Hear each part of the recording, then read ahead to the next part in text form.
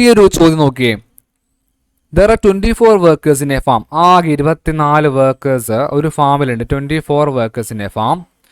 12 of them work in day time. 12 ആൾക്കാർ. അപ്പോൾ day time എന്ന് വെച്ചാൽ രാവിലെ 12 ആൾക്കാർ ജോലി ചെയ്യും. 12 വർക്ക് അറ്റ് നൈറ്റ്. നൈറ്റിലും 12 ആൾക്കാർ ജോലി ചെയ്യും. Those who work in day time will get 600 രൂപ, 600 റുപ്പീസ്. ഡേ ടൈമിൽ വർക്ക് ചെയ്യുന്ന ഒരാൾക്ക് 600 രൂപ കിട്ടും. ഒരു ദിവസമാണ് വൺ ഡേ ഒരാൾക്ക് 600 രൂപ കിട്ടും. നൈറ്റിൽ വർക്ക് ചെയ്യുന്നവർക്ക് കുറച്ചും കൂടി അധികം കിട്ടും. Get more wage. അവിടെ നിൽക്കട്ടെ. ക്വസ്റ്റ്യൻ നോക്കാം. What is the total wage of A worker who work during day time for 7 days? അപ്പോൾ ഒരു ഡേ എത്രയാണ്? ഡേ ടൈമിലാണ് പറയുന്നത്. ഒരു ഡേ 600 അല്ലേ? അപ്പോൾ 7 ഡേനെ കണ്ടുപിടിക്കാൻ എളുപ്പമല്ലേ മക്കളെ? ഒരു ഡേ 600 ആണെങ്കിൽ 7 ഡേ കണ്ടുപിടിക്കാൻ 7 × 600 ചെയ്താൽ പോരെ? എത്ര കിട്ടും? 4200 രൂപ കിട്ടും. ക്വസ്റ്റ്യൻ കഴിഞ്ഞു. ബി ക്വസ്റ്റ്യൻ നോക്കിയേ. ഇതെങ്ങനെ കിട്ടിയേ? ഒരു ദിവസം 600. അപ്പോൾ 7 ദിവസം 7 × 600 7200. The total wage of one worker who works during night for 7 days is 5950. അപ്പം നൈറ്റിൽ വർക്ക് ചെയ്യുന്ന ഒരാൾക്ക് 7 ദിവസം വർക്ക് ചെയ്താൽ 5950 രൂപ കിട്ടും. 5950 റുപ്പീസ് കിട്ടും. അങ്ങനെയാണെങ്കിൽ what is the wage of A worker per day എന്ന് വെച്ചാൽ ഒരു ദിവസം. ഇത് 7 ദിവസമല്ലേ? അങ്ങനെയാണെങ്കിൽ ഒരു ദിവസത്തെ കണ്ടുപിടിക്കാൻ എന്ത് ചെയ്താൽ മതി? ഇവിടെ നോക്കി, ഒരു ദിവസത്തെ തന്നിട്ട് 7 ദിവസത്തെ കണ്ടുപിടിക്കാൻ 7 കൊണ്ട് ഗുണിച്ചു. ഇവിടെ നേരെ തിരിഞ്ഞില്ലേ? 7 ദിവസം 5950 ആണ്. അപ്പോൾ ഒരു ദിവസത്തെ കണ്ടുപിടിക്കാൻ നേരെ ഹരിക്കണം.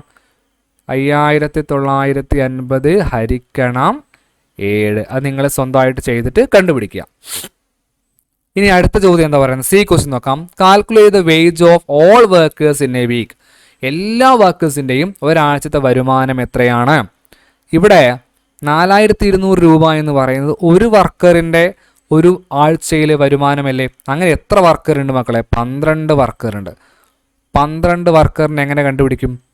4200നെ എത്ര കൊണ്ട് ഗുണിക്കേണ്ടി വരും? 12 കൊണ്ട് ഗുണിക്കേണ്ടി വരും. അപ്പോൾ വലിയൊരു സംഖ്യ കിട്ടും. ചെയ്ത് കണ്ടുപിടിക്കാം. ഇനി അടുത്തത് നമുക്ക് നോക്കാം. നൈറ്റിലെ വർക്കർ നോക്കാം.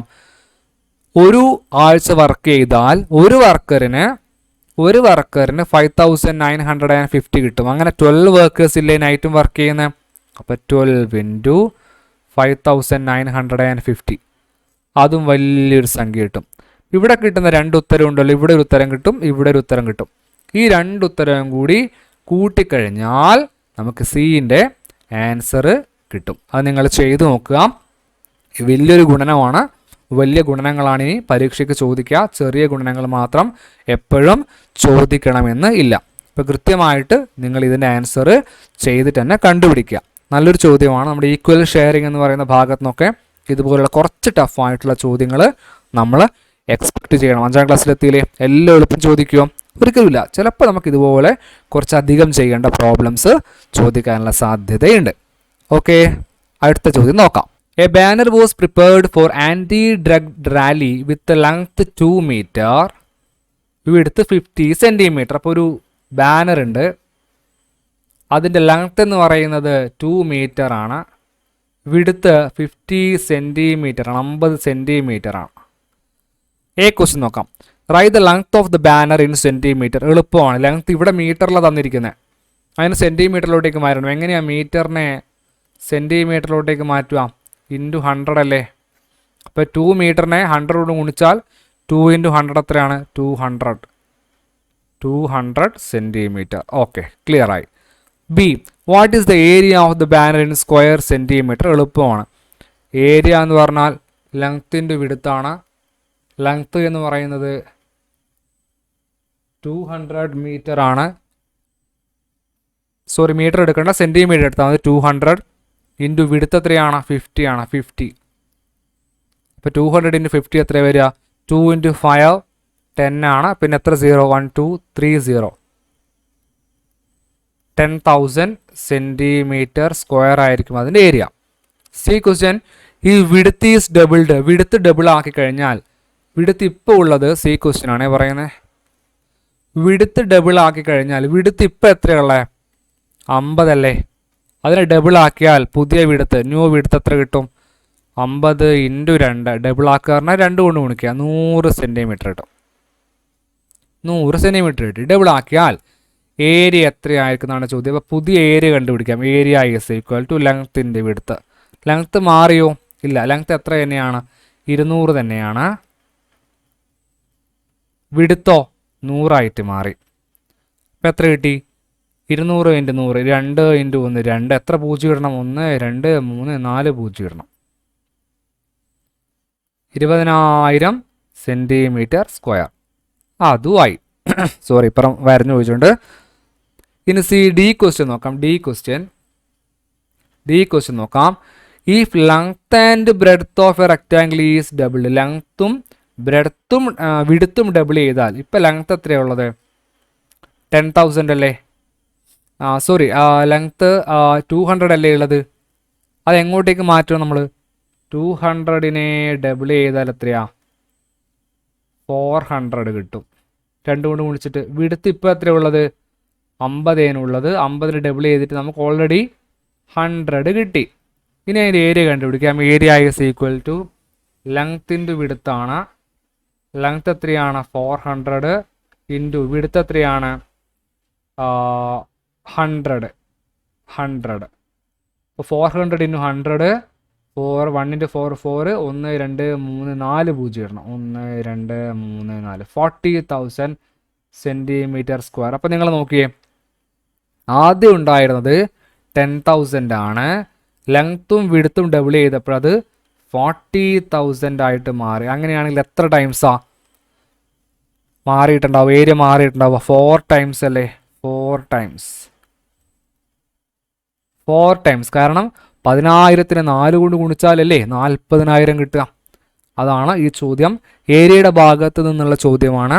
ഈ ഏരിയയുടെ ഭാഗത്ത് നിന്നുള്ള ചോദ്യം പഠിക്കുമ്പോൾ പ്രധാനപ്പെട്ട 3 ഇക്വേഷൻസ് കൂടി പഠിച്ചു വെക്കണം. ഏരിയ എന്ന് പറഞ്ഞാൽ ഏരിയ ഈസ് ഈക്വൽ ടു ലെങ്ത്തിൻ്റെ വിടുത്ത് പഠിച്ചു വെക്കണം.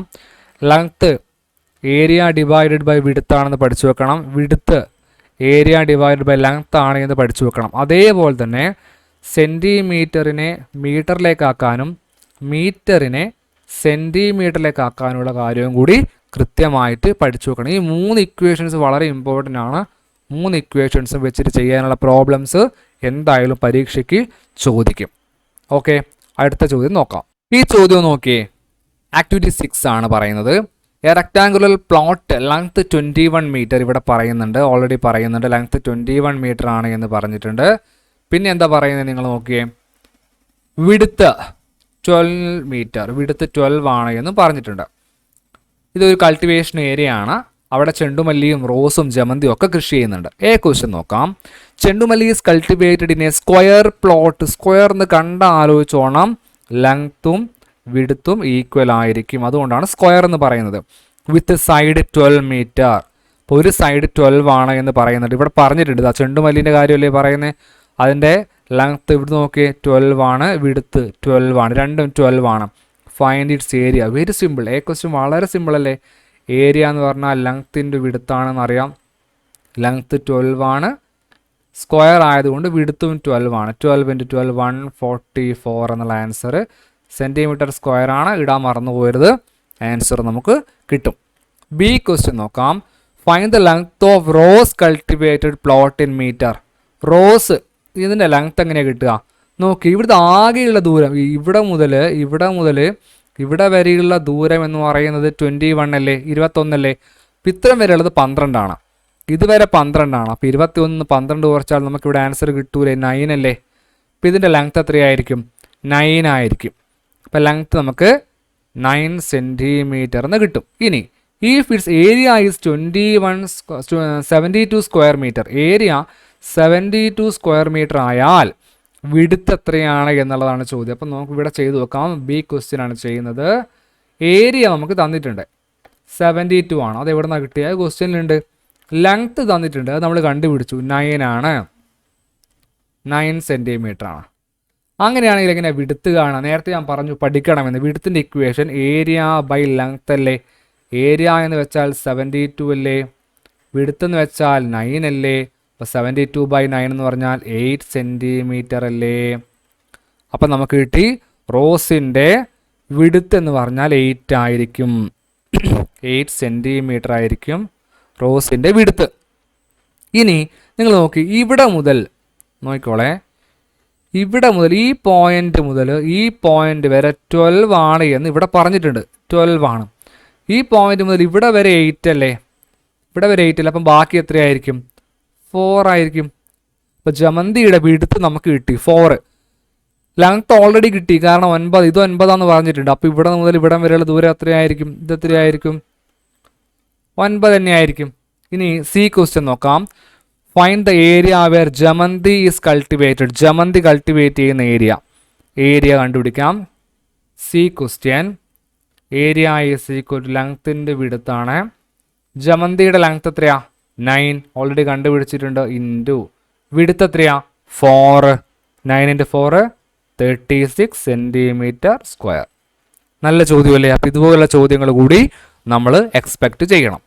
ഓക്കെ, ഉമ്മുക്കുൽസുയുടെ ചോദ്യം നോക്കിയേ. Ummukulsu divided A rectangular card got from maths class into 16 unit square. ഞാൻ പറഞ്ഞിട്ടുണ്ട്, യൂണിറ്റ് സ്ക്വയർ എന്ന് കണ്ടാൽ അത് ഉദ്ദേശിക്കുന്നത് ഏരിയ തന്നെയാണ് എന്ന് ഞാൻ പഠിപ്പിച്ചിട്ടുണ്ട്. നമ്പർ ഓഫ് യൂണിറ്റ് സ്ക്വയർ എന്ന് പറഞ്ഞാൽ അത് ആ റെക്ടാങ്കിളിൻ്റെ ഏരിയ തന്നെയാണ്. അപ്പോൾ ഒന്നാമത്തെ ചോദ്യം നോക്കാം. What is the area of the rectangular card? ഇപ്പം പറഞ്ഞു കഴിഞ്ഞു, 16 യൂണിറ്റ് സ്ക്വയർ ആണെങ്കിൽ അതിൻ്റെ ഏരിയ 16 തന്നെയാണ്. അതിന് പറയേണ്ട കാര്യമില്ല. 9 യൂണിറ്റ് സ്ക്വയർ ആണെങ്കിൽ ഏരിയ 9 ആണ്. 10 യൂണിറ്റ് സ്ക്വയർ ആണെങ്കിൽ ഏരിയ 10 ആണ്. അപ്പം നമ്പർ ഓഫ് യൂണിറ്റ് സ്ക്വയർ എന്ന് പറയുന്നത് ഏരിയ തന്നെയാണ്. B, right the length and breadth of any 3 rectangles formed by combining 16 unit squares together to get a single rectangle. ഒരു single rectangle 16 unit squares വെച്ചിട്ട് എങ്ങനെയൊക്കെ ചെയ്യാം? 3 റെക്ടാങ്കിൾ ഉണ്ടാക്കാനാണ് പറഞ്ഞത്. അപ്പം നമുക്കറിയാം അതിൻ്റെ ഏരിയ എന്ന് പറയുന്നത് 16 തന്നെ ആയിരിക്കണം. അപ്പം നമ്മൾ പണ്ട് ചെയ്ത പോലെ ലെങ്ത്ത് ഒരു കള്ളി, വിഡ്ത്ത് ഒരു കള്ളി. നോക്കാം, നമുക്ക് ചെയ്ത് നോക്കാം. ലെങ്ത്ത് 1 ആകുമ്പോൾ വിഡ്ത്ത് എത്രയാകണം? 16 ആകണം. അങ്ങനെയാണെങ്കിലല്ലേ 1 × 16 16 കിട്ടുള്ളൂ. ലെങ്ത്ത് 2 ആകുമ്പോൾ വിഡ്ത്ത് എത്രയാവണം? 8 ആവണം. 2 × 8 16. ലെങ്ത്ത് 4 ആകുമ്പോൾ വിഡ്ത്ത് 4 ആവണം. 4 × 4 16.